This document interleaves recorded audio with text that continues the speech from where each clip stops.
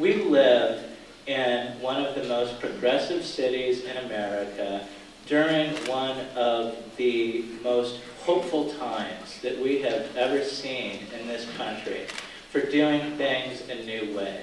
Incarceration rates have been going up steadily for the last 25 years. Actually, this last year there was an improvement because the rates only went up by 2.5%. Crime went down by 4%. The incarceration rates went up by 2.5%. And this is actually what we consider progress because the incarceration rates didn't go up as fast as they usually do. We have to do a lot better than this. And Seattle is the kind of place where it needs to start. The new jail, the new municipal jail for Seattle, the proposed new municipal jail, the not inevitable municipal jail that is proposed for Seattle, I think is a crossroads for this city because it is a commitment to a future where we assume that the rates of those who are in jail, the rates of those that we imprison, are going to continue going up. And I don't think that's an assumption that we should just make without having a public discussion about it, because there are alternatives.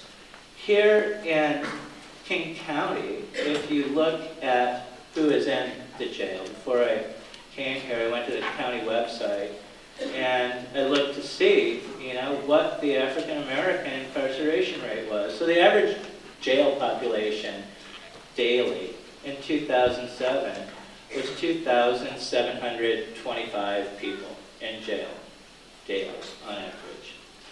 African Americans in that were 1,003. That's 36.8%.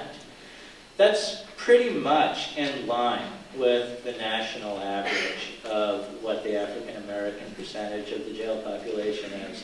But it's particularly egregious here in Seattle because the African American community only makes 3.8% of the population in King County.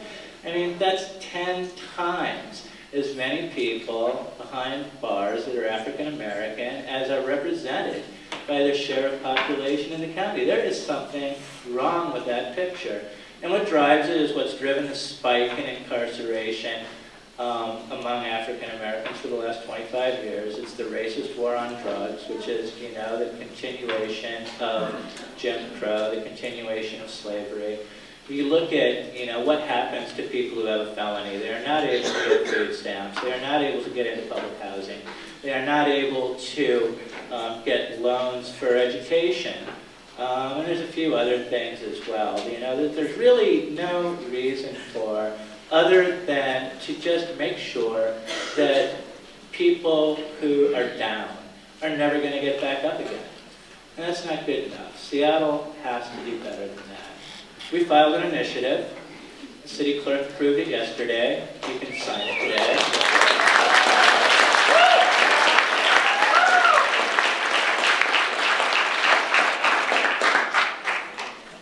We are, through this initiative, we're trying to stop the jail. That's the end goal of the initiative, is to stop the jail. But along the way, we want to change the environment in which this decision is being made. This is a below-the-radar issue in Seattle. Most people, you ask them, they don't even know the city is considering building a jail. They should know. It's important. It is a commitment to institutional racism in Seattle. People should be talking about this. There's been numerous public meetings to try to, citing meetings in the neighborhoods where they come up with their charts and they have their consultants that they paid $380,000 last year to instruct them on how to hold community meetings where you get input but don't actually have to listen to anybody.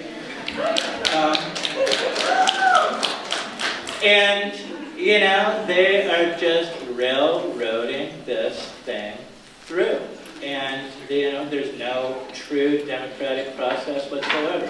So we're trying to create democratic process around this. We're trying to create public discussion. We're trying to elevate this to the discussion about race and class that it actually is, because that's what this is about. It's about race and class and what we do with people, whether we throw people away, whether we spend our public resources on ruining lives or rebuilding lives. It's really that simple.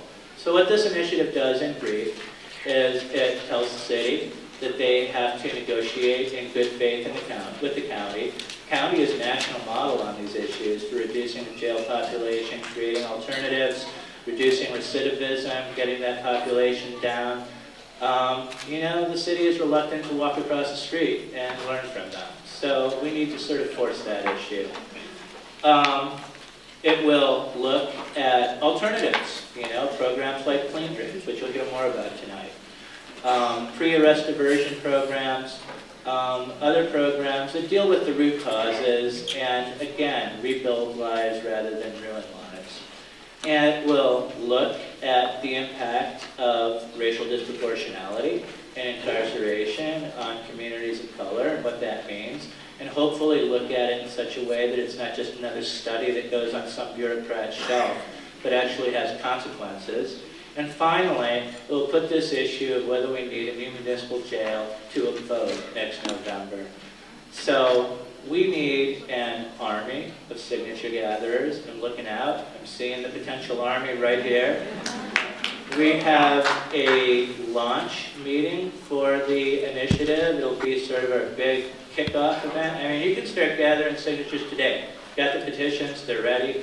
You can take an armload of them, go out, get the signatures. We're having a big launch at Town Hall, Thursday the 19th, 7:30 to 9 a.m. It's going to be a party. Be there, be square. Thanks.